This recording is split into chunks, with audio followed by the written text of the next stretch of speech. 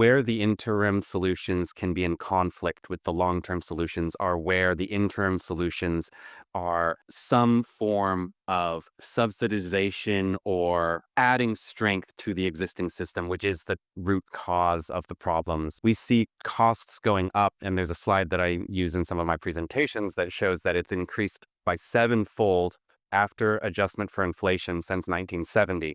And on that curve, I point out all these moments where we have passed forms of legislation that are attempting to solve this problem, but you barely even see a blip with like the Affordable Care Act, for instance, right?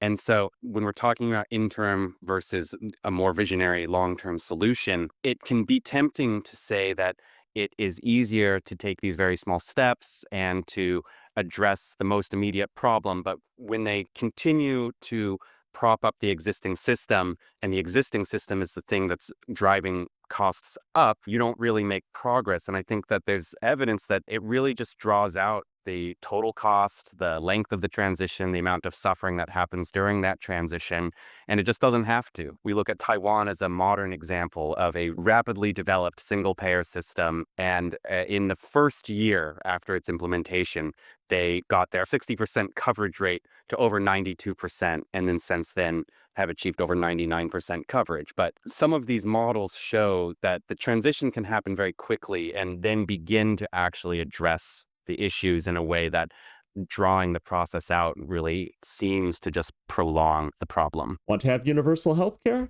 Check us out at wholewashington.org.